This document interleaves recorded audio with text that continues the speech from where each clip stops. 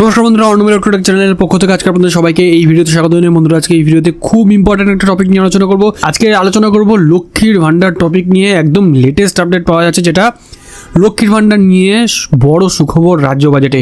এদিন budget pass করলেন মন্ত্রী চন্দ্রিমা ভট্টাচার্য। লক্ষ্মীর ভান্ডারের টাকা বাড়ানোর পাশাপাশি আশাকর্মীদের 1,000 টাকা করে বাড়লো বেতন, প্লাস ডিএ বাড়লো 4% করে।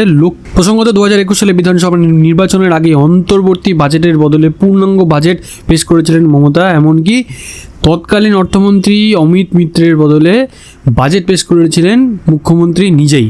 গত লোকসভা ভোটের আগে লক্ষ্মীর ভান্ডার প্রকল্পে অর্থের পরিমাণ বৃদ্ধি করেছিল রাজ্য সরকার। এখন সাধারণ শ্রেণীভুক্ত মহিলারা এই প্রকল্পে মাস গেলে পাচ্ছেন 1,000 টাকা করে, আর তপশিলি জাতি উপজাতিভুক্ত মহিলারা মাস গেলে পান 1,200 টাকা করে।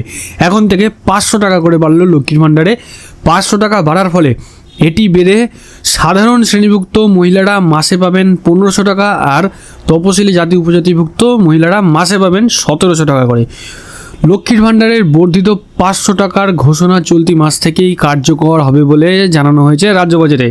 এতে রাজ্যে 2,42,00,000 মহিলা সুবিধা পাবেন লক্ষ্মীর ভান্ডারের। তো বন্ধুরা, আজকের এই ছোট আপডেট আর একদম এক্সাইটিং আপডেট আপনাদের কেমন লাগলো অবশ্যই কিন্তু কমেন্ট সেকশনে কমেন্ট করে জানাবেন। ভালো লাগলে লাইক করবেন, ভিডিওটাকে অনেক বেশি করে শেয়ার করুন। এরকম ভিডিও আপডেট আরও তাড়াতাড়ি পাওয়ার জন্য চ্যানেলটাকে যারা এখনো সাবস্ক্রাইব করেননি অবশ্যই চ্যানেলটাকে সাবস্ক্রাইব করবেন, আর অলরেডি যারা সাবস্ক্রাইব করেছেন তাদেরকে অসংখ্য ধন্যবাদ। তো বন্ধুরা, ভিডিওটার সাথে শেষ পর্যন্ত থাকার জন্য সবাইকে ধন্যবাদ জানাই। ভালো থাকবেন, সুস্থ থাকবেন, বাই।